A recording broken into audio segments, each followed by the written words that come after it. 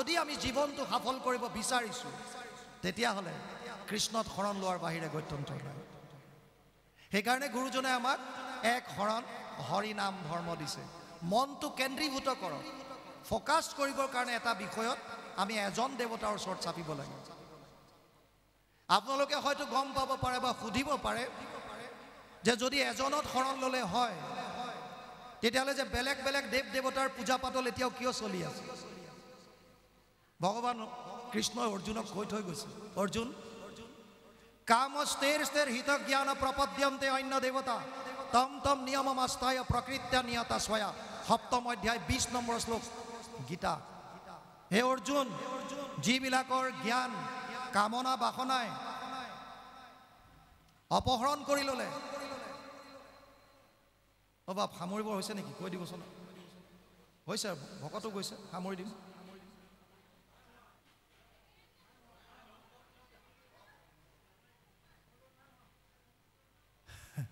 চাওক, আপোনালোকে অকণমান ইংগিত দি দিব।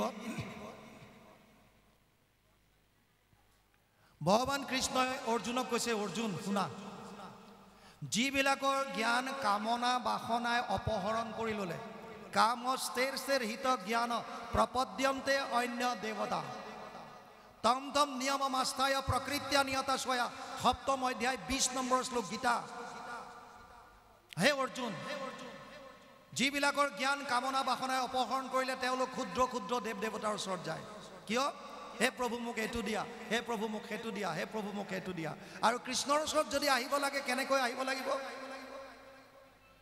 সৌনকে যেতিয়া প্ৰশ্ন কৰিছিল সুত মুনিক, কলিযুগৰ মানুহে পৰম কল্যাণ সাধন কৰিব পৰা সহজ উপায় এটা দিয়া। আয়ুস কম তেওঁলোকৰ, বুদ্ধিহীন, ভাগ্যহীন, স্মৃতিশক্তি কম, তেওঁলোকে কৰিব পৰা আটাইতকৈ সহজ উপায় দিয়া।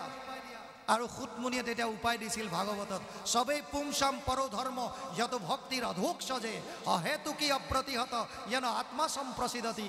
1, 2, 6 প্ৰথম স্কন্ধ 2য় অধ্যায় 6 নম্বৰ শ্লোক ভাগৱত।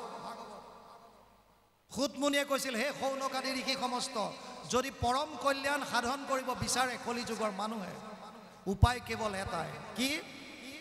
কলিযুগৰ পৰম ধৰ্ম কেৱল কৃষ্ণত একান্ত শৰণ।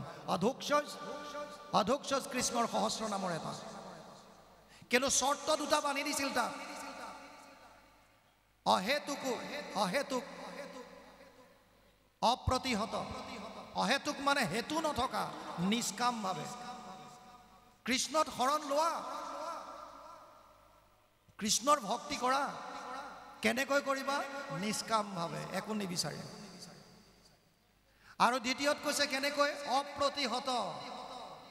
তোমাৰ এই ভক্তি এনেকুৱা নহয় যে মই দিনত ঈশ্বৰ চিন্তা কৰিলোঁ, ৰাতি বেলেগ না, নিৰন্তৰভাৱে, অন্তৰবিহীনভাৱে, কণ্টিনিউ, নিষ্কাম আৰু নিৰন্তৰভাৱে যদি কৃষ্ণক ভক্তি কৰিব পাৰে তেতিয়াহ'লে আপোনালোকে পৰম আনন্দ লাভ কৰিব পাৰিব।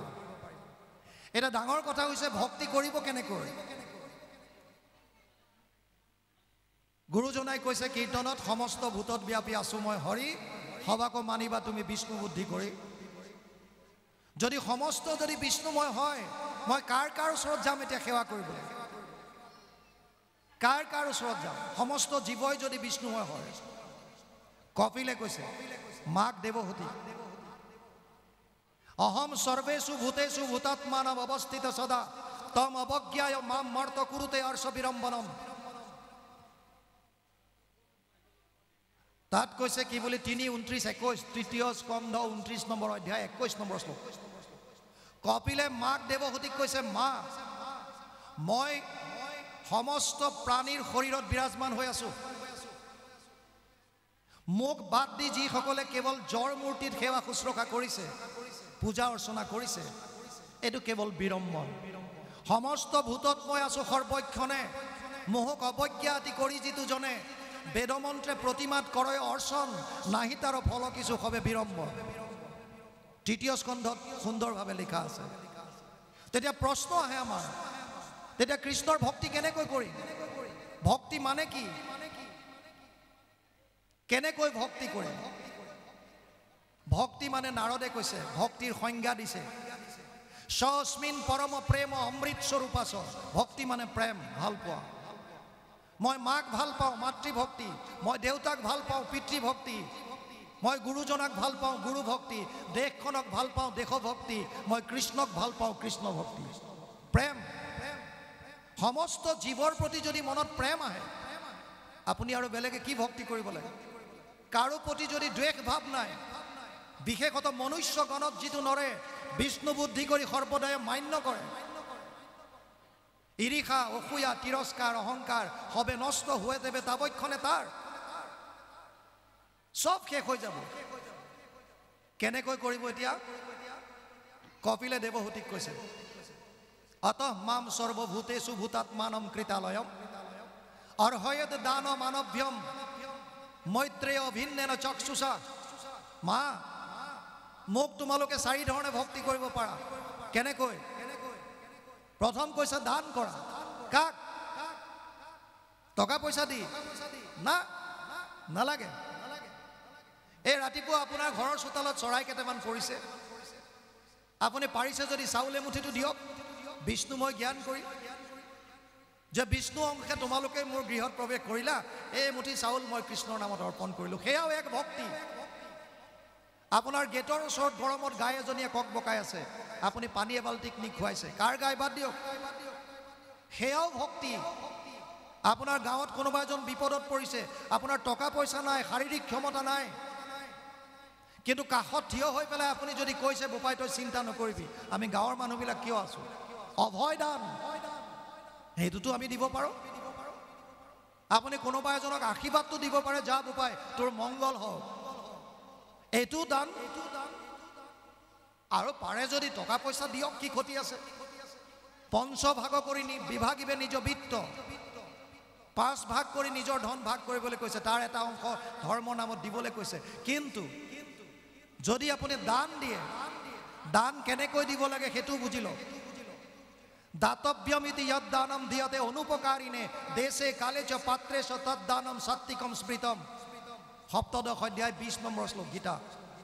অৰ্জুনক কৈছে, হে অৰ্জুন, দান দি পেলাই তাৰ পৰা বিনিময় নিবিচাৰিবা। আমি আমাৰ মাহী পেহীৰ ছোৱালীৰ বিয়াত যদি আঙুঠি এটা দিওঁ সোণৰ, আৰু মনে মনে ভাবি থাকোঁ মোৰ ল'ৰাটোৰ বা ছোৱালীৰ বিয়াত সিহঁতে সোণৰ আঙুঠি দিয়ে নে নাই চাম, কিয় মই দি থৈছোঁ সিহঁতৰ ছোৱালী বিয়াত। আপোনালোক তেনেকুৱা নহ'ব পাৰে, আমাৰ ক্ষুদ্ৰ চিন্তা, আমি তেনেকৈ ভাবোঁ। আৰু যদি মোৰ ল'ৰাৰ বিয়াত 100টা আঙুঠি উঠি গ'ল, বেলেগ বেলেগ কোনোবাই দিলে, কিন্তু মই যাক দি থৈছিলোঁ সিহঁতে যদি নিদিলে, তেতিয়াও মোৰ সন্তুষ্টি নাই। মই সিহঁতক আঙুঠি দিছিলোঁ আৰু সিহঁতে চাৰ্ট এটা দি পেলাই বিয়া খাই গুচি গ'ল, সন্তুষ্টি নাই। আমি নামঘৰলৈ ফেন এখন দিলোঁ, ব্লেডত লিখি থওঁ দাতা বুলি।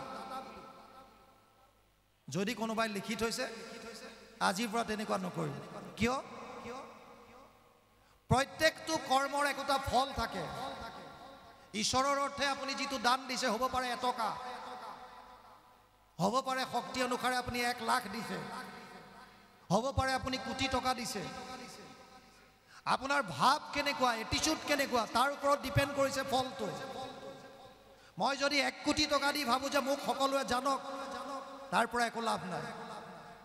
আৰু আপুনি যদি ভিক্ষা খুজি অনা পইচাকেইটাৰো 10 টকা পাইছে খুজি মাগি আনি, তাৰ 5 টকা বোলে ঈশ্বৰৰ নামত দিলোঁ, সেইটোৱে আপোনাক বহুত ফল দিব। 50% দিলে আপুনি।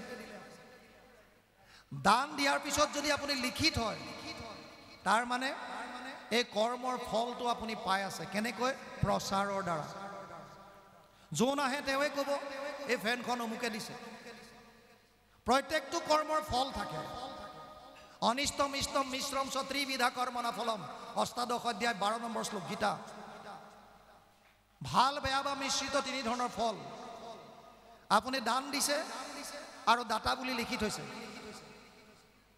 প্ৰত্যেক মানুহে আহিছে, পঢ়িছে, দাতা অমুক অমুকে দিছে, প্ৰচাৰ হৈ আছে, ফল আপুনি পাই আছে। যদি আপুনি দাতাটো নিলিখে, তেতিয়া ফলটো কেনেকৈ পাব? ভগৱানে কৈছে, তেতিয়া মই ভক্তৰ অধীন। অহম ভক্ত পৰাধীন হি অস্বতন্ত্ৰ এব দ্বিজ। 9:63 ভাগৱত 9ম স্কন্ধ 4ৰ্থ অধ্যায় 63 নম্বৰ শ্লোকত লিখিছে। দুৰ্বাসাক কৈছিল ভগৱান বিষ্ণুৱে, মই ভক্তৰ অধীন, মই স্বতন্ত্ৰ নহয়। যদি আপুনি দান দি তেওঁৰ নামত তেওঁৰ স্থানৰ কাৰণে পাহৰি যদি যায়, ভগৱান বাউণ্ড হৈ যাব আপোনাক ফল দিয়াৰ কাৰণে, আৰু 1 গুণ লগাইলে সহস্ৰ গুণ হয় আপুনি ফল পাব। সেইকাৰণে যদি দান দিয়ে, দান দি পেলাই তাৰ পৰা বিনিময় নিবিচাৰিব। দ্বিতীয়ত কৈছে মান। ত্ৰিনাদপি শুনিছে না তৰুৰিব সহিষ্ণুনা অমানিনা মানদেনা নিত্যদা কীৰ্তয়ন্ত হৰি। নিজকে তৃণতকৈ সৰু বুলি ভাবিবলৈ কৈছে। মহাপুৰুষ শ্ৰীমন্ত শংকৰদেৱে নিজক কৃষ্ণৰ কিংকৰ বুলি লিখে। কৃষ্ণৰ কিংকৰ, কিংকৰ মানে চাকৰ বা দাস। মাধৱ পুৰুষে নিজক কহয় মাধৱ দাসে বুলি লিখে। দাসৰ দাস তান দাসৱ হৈলো আমি বুলি কয়। তাৰ মানে নিজক এডাল তৃণতকৈ সৰু বুলি কৈছে। আৰু এজোপা গছৰ দৰে আমাক সহিষ্ণু হ'বলৈ শিকাইছে। ৰ'দ বৰষুণ চবতে থাকি, গৰম ঠাণ্ডা সকলো সহ্য কৰি, আপোনাৰ কোব খায়। যেতিয়া গছত আম লাগে আপোনালোকে বাঁহ নি পেলাই কোবায়, নহ'লে ফৰমুটি মাৰে, নহ'লে শিলগুটি মাৰে। তথাপিও গছজোপাই আপোনালোকক ফল দিয়ে। কিমান সহিষ্ণু হ'ব লাগিব, আমাক তেনেকুৱা সহিষ্ণু হ'বলৈ কৈছে। অমানিনা মানদেনা, আপুনি সন্মান বিচাৰিব নালাগে, বেলেগক দিয়ক, বেলেগৰ কথা শুনক। প্ৰায় সভা সমিতিত দেখা যায়, যদি কোনোবা এজন সাধাৰণ মানুহে কিবা ক'ব বিচাৰিছে, আমাৰ বিষয় বাবদ থকা সকলে ধমকিয়াই বহুৱাই দিয়ে, তই বহ, তই বহ। কিয়?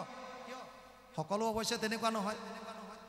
তাৰ মাজত যিসকলে বেলেগৰ শ্ৰৱণ কৰিব নিবিচাৰে, সন্মান দিব নিবিচাৰে, তেতিয়াহ'লে তেওঁলোকে বহুত মূল্যৱান কথাৰ পৰা কেতিয়াবা কেতিয়াবা আঁতৰি আহিবলগীয়া হয়। কাৰণ আমি শিক্ষাৰ মাজৰ পৰা যিমান অধ্যয়ন কৰি পাইছোঁ, এজন মানুহে তেওঁৰ অভিজ্ঞতাৰ পৰা তাতকৈ হয়তো বহুখিনি বেছি শিকিছে। সেইকাৰণে বেলেগক যেতিয়া সন্মান দিম, বেলেগৰ যেতিয়া শ্ৰৱণ কৰিম, তেওঁৰ পৰা আমাৰ লাভেই হ'ব, লোকচান একো নহয়। নিজৰ মান বিচাৰিবলৈ হাক দিছে, আনক দিবলৈ কৈছে। আৰু শেষত কৈছে অভিন্নেন চক্ষুষা। গুৰুজনাই কীৰ্তনত লিখিছে, ব্ৰাহ্মণৰ চাণ্ডালৰ নিবিচাৰি কুল, দাতাত চোৰত যেন দৃষ্টি এক তুল, নিচত সাধুত যাৰ ভৈল এক জ্ঞান, তাহাকে সে পণ্ডিত বুলিয়ে সৰ্বজান। আমাৰ এইটো দৃষ্টিকোণ আহিছেনে নাই? আমি এতিয়া সকলোকে তেনেকৈ ভাবিব পৰা হৈছোনে নাই? আমি বহু ঠাইত দেখোঁ, তেওঁলোকে নিজৰ আসনখনো নিজে লৈ যায়, আপুনি দিয়া আসনত নবহে। কিয়? যিখন সোণৰ আসন গঢ়িবৰ কাৰণে গুৰুজনাই অস্পৃশ্যতা দূৰ কৰাবৰ কাৰণে অহোৰাত্ৰ চেষ্টা কৰিছিল, যাৰ কাৰণে মহামানৱ মহাত্মা গান্ধী অসমলৈ আহি তেওঁ বিনা দ্বিধাই স্বীকাৰ কৰি গৈছিল, মই যিখন ৰাম ৰাজ্য কল্পনা কৰিছোঁ, সেইখন ৰাম ৰাজ্য ইতিমধ্যে ৫৫ শতিকাতে মহাপুৰুষ শ্ৰীমন্ত শংকৰদেৱে অসমত স্থাপন কৰি গৈছে। আৰু যদি এতিয়াও আমি অস্পৃশ্যতাত আছোঁ, উচ্চ নিচ জাতিভেদত আছোঁ, গুৰুজনাই সেইকাৰণে দ্বিতীয় বৈশিষ্ট্য দিছিল, উচ্চ নিচ জাতিভেদ ধনী দুখীয়া নাই। গুৰুজনাই ক'লে যে একত বিশ্বাস কৰা, এক দেৱ এক সেৱ এক বিনে নাইকে। তাৰ পাছত ক'লে কেনেকৈ পাম এতিয়া? আৰু তেতিয়া আমাক দিলে যদ্যপি ভগতি নৱবিধ মাধৱৰ শ্ৰৱণ কীৰ্তনত সন্ত শ্ৰেষ্ঠতৰ, মাত্ৰ দুবিধ। আৰু শেষত আমাক 4 বস্তু চিনাকি কৰাই দিলে, গুৰুদেৱ, নাম আৰু ভকত। যদি আমি এক শৰণ হৰিনাম ধৰ্মটো হাৰে হিমজুৱে যদি উপলব্ধি কৰিব বিচাৰোঁ, যদি পাৰোঁ, যিসকলে ইতিমধ্যে শৰণাগতি হৈছে তেওঁলোকে উপলব্ধি কৰিব পাৰিছেনে নাই? শৰণাগতিৰ 6টা ষ্টেপ আছে। 6টা ষ্টেপ। মই শৰণ ল'লে নহ'ব, মই শৰণ লোৱাৰ পাছত কি কৰিছোঁ? অনুকূলৈশ্য সংকল্প প্ৰতিকূলৈশ্য বৰ্জনম, ৰক্ষয়িতি বিশ্বাস গোপ্তৃত্বে বৰণম তথা আত্মনিক্ষেপ কৰ্পণ্য ষডবিধা শৰণাগতি। 6টা শৰণাগতিৰ আমাক ষ্টেপ দিছে। প্ৰথম কৈছে অনুকূলৈশ্য সংকল্প। এক শৰণ হৰিনাম ধৰ্মৰ আটাইতকৈ জানিবলগীয়া কথা, ভগৱানে যিটো ভাল পায়, তেওঁৰ যিটো অনুকূল, ভগৱান মানে এই সমস্ত প্ৰাণী সকলোতে ভগৱান বিৰাজমান আছে। গছ গছনি জীৱ জন্তু সমস্ত বিষ্ণুময়। সকলোৰে উন্নতিৰ কাৰণে, সকলোৰে হিতৰ কাৰণে আমি কৰ্ম কৰিব লাগিব, সংকল্পবদ্ধ হ'ব লাগিব, অনুকূলস্য সংকল্প। তেতিয়া ভগৱানে ভাল পাব। গীতাত কৈছে অদ্বেষ্টা সৰ্বভূতানাম মৈত্ৰ করুণ এবচ নির্মম নিরহংকার সম দুঃখ সুখ ক্ষমী সন্তুষ্ট সততাম যোগী অততাম দৃঢ় নিশ্চয় ময় অর্পিত মনোবুদ্ধির যো মদ ভক্তা সমে প্রিয়। দ্বাদশ অধ্যায় 13-14 নম্বৰ শ্লোক। যিজন সমস্ত প্ৰাণীৰ প্ৰতি অদ্বেষ, মনত তিল মানুহ দ্বেষ ভাৱ নাই। কিন্তু আমি একত শৰণ লোৱাবিলাকেও আমাৰ মনত দ্বেষ ভাৱ আছেনে নাই? এজনৰ উন্নতি হ'লে আমি ভাল পাওঁ নে বেয়া পাওঁ? আপোনাৰ গাঁৱত যদি কোনোবাই দিহানাম ভালকৈ গাব পৰা হৈছে, কেনেকৈ তেওঁৰ ভৰি টানো, কেনেকৈ পিছফালে টানো। কোনোবা এজন যদি অকণমান আগবাঢ়ি গৈছে, সংগীতৰ ক্ষেত্ৰত হওক, খেলাৰ ক্ষেত্ৰত হওক, পঢ়াৰ ক্ষেত্ৰত হওক, কেনেকৈ তেওঁৰ অপমান উলিয়াওঁ, কেনেকৈ তেওঁক অপবাদ দিওঁ, কেনেকৈ পিছলৈ টানো। আৰু ভগৱানে কৈছে তুমি যিমানেই ধৰ্ম কৰা, যদি মানুহৰ প্ৰতি, প্ৰাণীৰ প্ৰতি মনত যদি দ্বেষ ভাৱ আছে, তেতিয়াহ'লে তুমি মোৰ প্ৰিয় নহয়। অদ্বেষ্টা সৰ্বভূতানাম মৈত্ৰ কৰুণ এবচ, সমস্ত প্ৰাণীৰ প্ৰতি মৈত্ৰতাৰ ভাৱ, কৰুণ ভাৱ। নিৰ্মম নিৰহংকাৰ, মই আৰু মোৰ বুলি গৰ্ব নকৰা। দুখ সুখ সকলোতে সমান থকা, যিটো পাইছোঁ তাতে সন্তুষ্ট থকা। যিটো পোৱা তাতে হৈবা সন্তোষিত মন, এতেক প্ৰকাৰে তুষ্ট হন্ত নাৰায়ণ।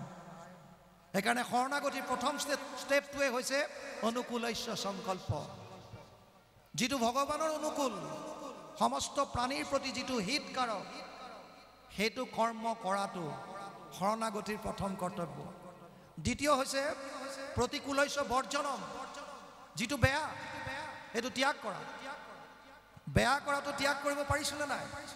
যিটোৱে বেলেগৰ অহিত হয়, যিটো প্ৰাণীৰ হিংসা হয়, সেইবিলাক বাদ দিব পাৰিছোনে নাই? যদি পৰা নাই, কেৱল নীতি নিয়মে কৰি আছোঁ, তেতিয়াহ'লে আমাৰ দ্বাৰা একো ধৰ্ম হোৱা নাই। আপুনি ধৰ্মটো কেৱল অকল নীতি নিয়মৰ মাজত যদি বান্ধি ৰাখিছে, তেতিয়াহ'লে গুৰুজনাৰ ধৰ্ম বুজা নাই। গুৰুজনাৰ ধৰ্ম পৃথিৱীত বিৰল, অদ্বিতীয়। গুৰুজনাই সমস্ত প্ৰাণীৰ হিত সাধনৰ কথা কৈছে। এটা পোক পৰুৱাৰ পৰা বুলি সমস্ত, কাকো হিংসা কৰিবলৈ হাক দিছে। আনকি তেওঁ কৈছে আনৰ ধৰ্মক নিহিংসিবা কদাচি।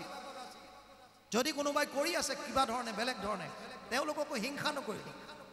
যিদিনা বুজিব আহিব, তেওঁ কাকো অন্যায় কৰিব নাপায়। আৰু যিটো প্ৰাণীৰ কাৰণে অহিত, যিটো ভগৱানে বেয়া পায়, দম্ভ দৰ্প অভিমানচ্চ ক্ৰোধ পাৰুষ্যমেবচ অজ্ঞানম চাবিজাতস্য পাৰ্থ সম্পদম আসুৰিম। ষষ্ঠাদশ অধ্যায় 4 নম্বৰ শ্লোক গীতা। দৈবী আৰু অসুৰ সম্পদত আসুৰিক সম্পদৰ কথা কৈছে। তাত কৈছে দম্ভ দৰ্প অভিমান, এই যিমানবিলাক আছে এইবিলাক ত্যাগ কৰিব লাগে। প্ৰতিকূলস্য বৰ্জন। ৰক্ষয়িতি বিশ্বাস, ভগৱানে যে মোক ৰক্ষা কৰিব। শৰণ মানে কি? শৰণ মানে আশ্ৰয়। গুৰুজনাই ক'লে কৃষ্ণত শৰণ লোৱা, তাৰমানে কৃষ্ণত আশ্ৰয় লোৱা। তে কৃষ্ণত আশ্ৰয় ল'লে কি হ'ব? ৰক্ষা কৰিব। অনন্য চিন্তয়ন্তু মাম ये जना पर्युपासते तेषां नित्याभियुक्तानां যোগক্ষেম বহাম্যহম।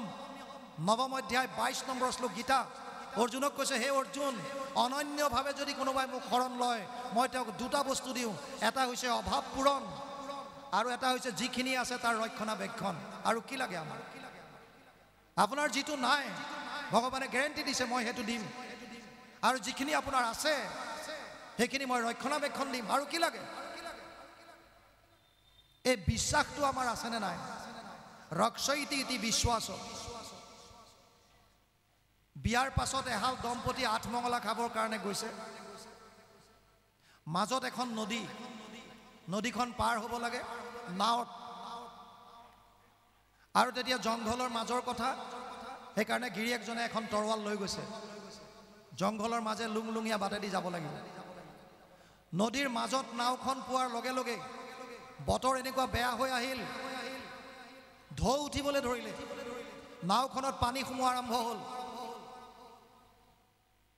কইনাজনীয়ে ভয় খাইছে, পত্নীগৰাকীয়ে ভয় খাইছে, কি হ'ব এতিয়া নাওখন যদি ডুবি যায়। আৰু গিৰিয়েকৰ মুখলৈ চাইছে, তেওঁ মিচিক মাছাক ওপৰলৈ চাই হাঁহি আছে, ভাবিছে বেয়া মানুহৰ লগত বিয়া হ'ল, এজন অকণমান চাগে গণ্ডগোল আছে। ভাবিলে এতিয়া উপায় নাই, মই নিজে পানীখিনি পেলাওঁ। সেই বোলে নাৱত সোমোৱা পানীখিনি উঠাই পেলাই আছে।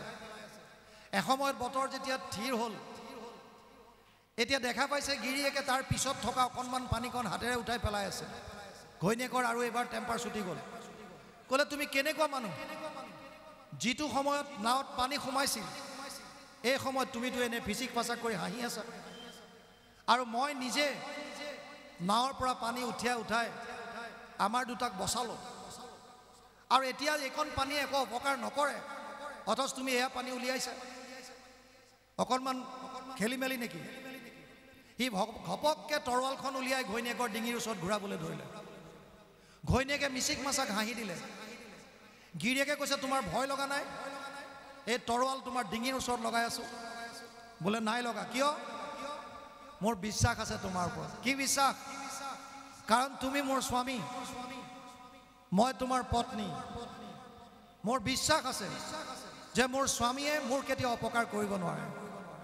আৰু তেতিয়া গিৰিয়েকে ঘৈণীয়েকক কৈছে, শুনা, যেনেকৈ তোমাৰ মোৰ ওপৰত বিশ্বাস আছে, তেনেকৈ মোৰো মোৰ স্বামীৰ ওপৰত বিশ্বাস আছে যে মোৰ স্বামীয়েও মোৰ কোনো অহিত কৰিব নোৱাৰে। আৰু যদি তেওঁ ভাবে যে মোক মৃত্যু দিব বা মৃত্যুদণ্ড দিব বা মোক মাৰি নিব, তেতিয়া পৃথিৱীৰ এনেকুৱা কি শক্তি আছে যোনে মোক বচাব পাৰিব? অসম্ভৱ। এইটো বিশ্বাস মোৰ কৃষ্ণৰ ওপৰত আছে। ৰক্ষয়িতি ইতি বিশ্বাস। আৰু তাৰ পাছত চতুৰ্থত কৈছে গোপ্তৃত্য বৰণম তথা, বৰণ কৰিব লাগিব আপুনি স্বামী হিচাপে।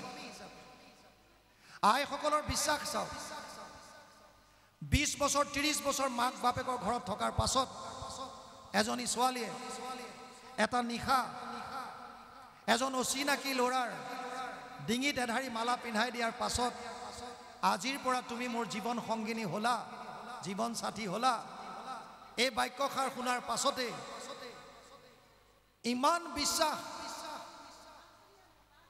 স্বামী বৰণ কৰি তেওঁৰ লগত গুচি আহে।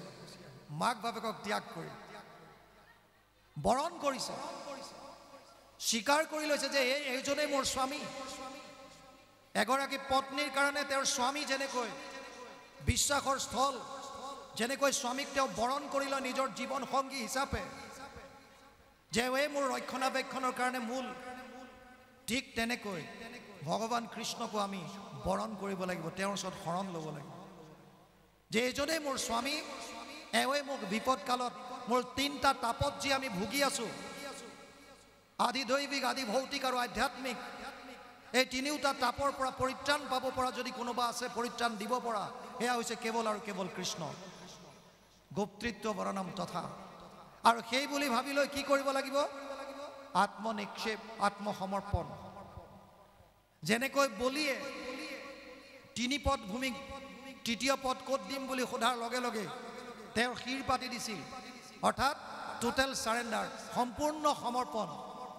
ঠিক তেনেকৈ ভগৱানৰ চৰণত যিদিনে আমি সম্পূৰ্ণ সমৰ্পিত হৈ যাম, যে বৰ্তমানৰ পৰা মোৰ স্বামী তুমি, তুমি যেনেকৈ ইচ্ছা কৰা মোক খটুৱা, বছ।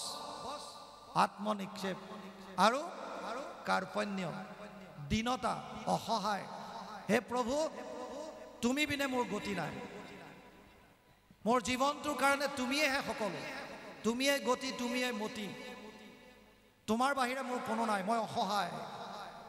এই 6টা ভাৱ যদি মনলৈ আমি আনিব পাৰোঁ, তেতিয়াহ'লে শৰণ প্ৰকৃতাৰ্থত আমি লৈছোঁ বুলি ক'ব পাৰোঁ।